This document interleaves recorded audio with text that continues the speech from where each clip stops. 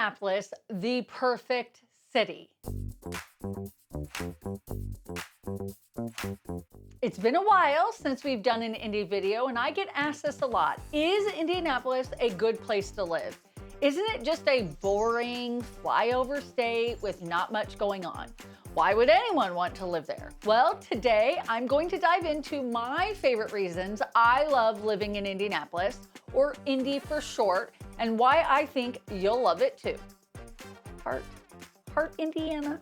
If you're new here, I'm Cameron Geesaman, Indy area resident and local realtor who loves making videos like this to help people like you who are deciding whether to make a move to the Indy area. Thanks for joining me, and I hope this video helps you in your research about living in Indy. Number one is location. Indianapolis is clearly in the middle of the state, which makes traveling to other parts of the state take a lot less time to do so. But also, Indiana as a whole is located in the middle of the Midwest, making travel to other parts of the country, easier as well. Want to head to the Florida Panhandle and relax on the white sandy beaches? It's about a 12-hour drive from here. Want to head to Chicago and spend the weekend exploring the super cool museums, maybe take a selfie at the Silver Bean, or shop along Michigan Avenue? It's about a 3-hour drive. Or if you prefer to fly everywhere, Indianapolis International Airport has been voted best airport in North America year after year, with nearly 50 nonstop direct flight locations and connecting flights to the most popular airports around the world. And I've got a frog in my throat. It's really an easy way to travel to and from Indy, and with how centrally located the city is, it's just that much easier. And with having 5 straight days of gloomy weather in the middle of winter, like we're currently having, you're going to want to fly away. Fly away. There's a song in there somewhere. Okay, number 2 is development. One of my favorite reasons why I love living in Indy is because of all the development going on. Now, some would complain there's a lot of construction. Yeah. New home neighborhoods are popping up all over the place with price points from the 200s all the way up to the multi-millions.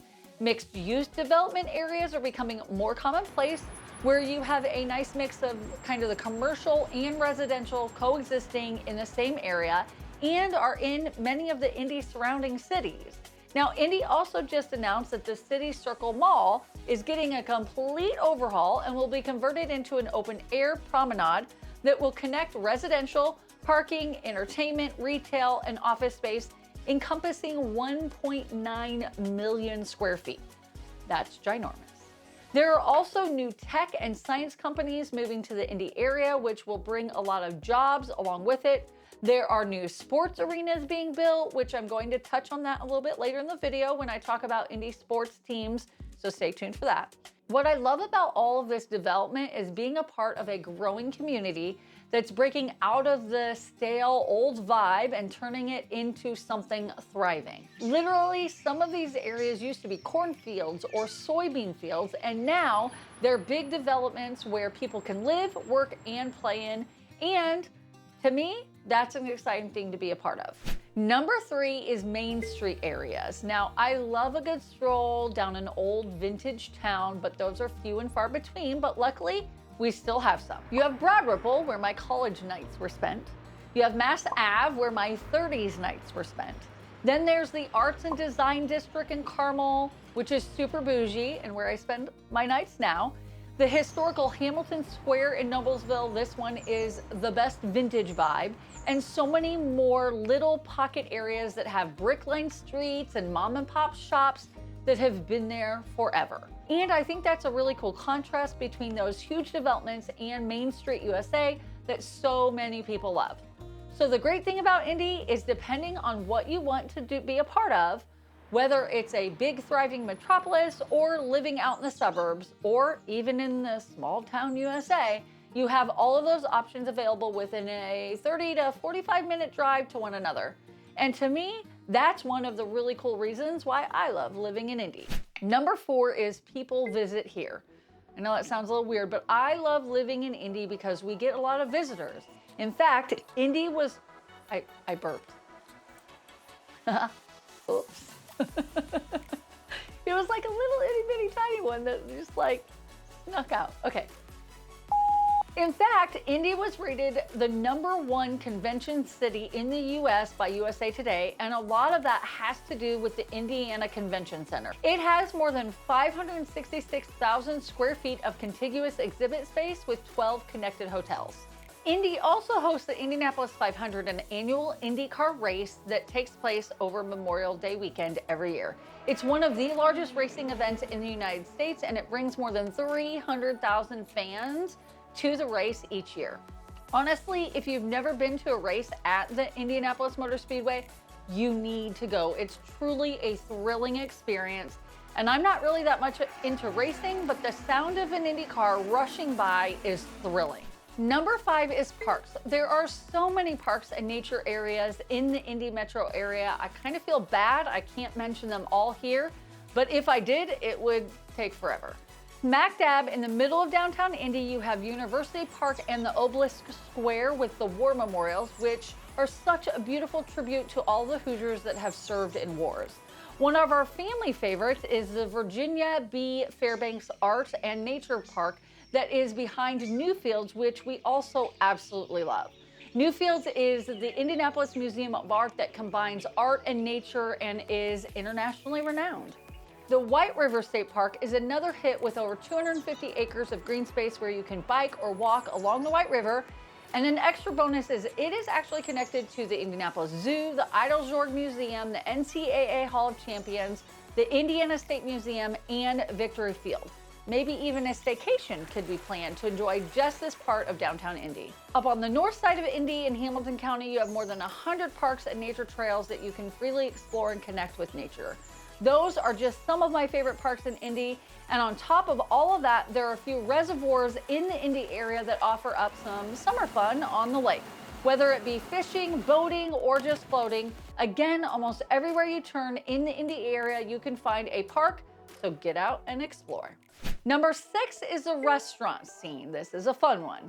Indy certainly has quite a diverse dining scene. One of my favorite new trends are food halls, and a newer one is the Garage Food Hall, which is located in the heart of the Bottle Works district downtown and has so much to do. There's tons of dining options so that everyone can get what they want, shopping options for all the gals to walk around, and even duck pin bowling right next door at Pins Mechanical Co. I love how food halls blend small business and community together, which is super cool. All along Mass Ave are a ton of different options, from seafood to burgers, Tex-Mex to pizzeria. The options are endless. I'll put a link in the description below that will have all of the Mass Ave options as well. City Market is another hot spot in downtown Indy where the foodies go to find some authentic ethnic food and also do some local artisan shopping. It's such a cool place, and it is also getting a $175 million overhaul, a revitalization of sorts to make it even better. A restaurant that even if you aren't from here, you may know about is St. Elmo's Steakhouse, which has been a landmark in downtown Indy since 1902. It is the oldest Indy steakhouse and still sits in its original location. Now make sure to get the shrimp cocktail and cocktail sauce. Be ready for a kick in the sinuses. It's the best. I honestly could go on and on this topic, as I haven't even hit the crunchy granola farmhouse styled spots that I so very much love. So clearly I need to do a video on this topic of eating in Indy. Leave me a comment below if you would like that as well. On to number 7, which is sports. Okay, so let's talk about Indianapolis sports. I've already touched on the Indianapolis Motor Speedway and the Indy 500, so now I'm going to focus on some more mainstream sports teams. One of the most popular sports teams we have here in Indy are the NFL's Indianapolis Colts and the other equally popular NBA team, the Indiana Pacers. We also have the AAA Indianapolis Indians baseball team, the Indy 11's soccer team, the AAA Indy Fuel hockey team, and a new team I'm going to touch on here in a second. We've taken our kids to Colts, Pacers, and Indians games over the past several years, and every time we go, it's a lot of fun. There's just something about going to a professional sports game where the energy is contagious and you just really get into the game. So the new sports development that I teased at the beginning of the video is going to be a part of the brand new event center being built on the north side of Indy in Fishers. The new Fishers Event Center is a $170 million project that will seat 8,500 people and will be the home of not only the aforementioned Indy Fuel hockey team, but also the brand new Indoor Football League Fishers Freight team beginning in 2025. I'm super excited about the new event center and getting to watch a hockey or football game there. Okay, so let's talk about Indianapolis real estate. We have a pretty diverse style of real estate here in Indy, but growing up in the suburbs of Indy, I never really appreciated that. I thought all neighborhoods were like mine, but just in a different area. Some people might actually think homes in Indy are just house on house, same brown box next to same brown box, and they all look the same with no real charm. In reality, we have some beautiful downtown areas with homes that were built 70 to 80 years ago that have cool architectural styles. We have new construction where it's modern and contemporary, all the way up to farmhouse on 20 or 30 acres for more of a homestead feel. So Central Indiana really does have everything depending on what area of town you're looking for. Lastly is number 9, which is a bit more near and dear to my heart, which is we have loads of farmland, which means we have a robust ecosystem for those looking to embrace the local. What I mean by this is I can order my chicken from Tyner Pond Farms in Greenfield, where I can get all my free-range eggs. I love shopping at Goose the Market and Smoking Goose, which are another favorite for charcuterie options, as well as some of the best liver pate. Some are going to totally turn their nose up at that. They also source their products to many of the local restaurants around town. The farmers markets are abundant, and the Broad Ripple Market is one of my favorites because many of the local farmers are vendors and they're all in one spot. Just know that if you are maybe a health enthusiast or gluten-free, eco-friendly, farm fresh, or even holistically focused, vegan or vegetarian, then Indy's got you covered. Is Indianapolis the ideal city? Honestly, I don't believe there's such a thing as a perfect city. It all depends on what you're seeking. We grapple with traffic issues, construction delays, and affordability challenges just like many other places. There are growing pains to contend with. Yet personally, I find the prospect of raising our boys here amidst Indy's ongoing evolution quite thrilling. If you're considering being a part of Indy's next chapter and contemplating a move here, it might be an exciting venture for you as well. Or perhaps you already live here in Indy and are looking to sell your house and move to somewhere else here in Central Indiana. I want to be your real estate resource of choice. Call, text, or email me. I would truly love to help you. And if you've made it this far to the end of the video, please click that subscribe button so you don't miss any of the upcoming videos about the Indy and surrounding areas. Thanks again for watching, and I'll catch you in the next one. Indy also hosts the Indianapolis 500, an annual Indy car race that takes place over Memorial Day weekend every year. I said anal. Annual? Yeah. Oh. Yeah, it's annual.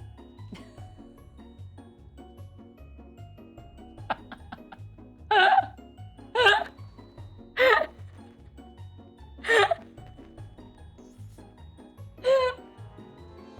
didn't do anything. I can just see a bunch of anals walking around having a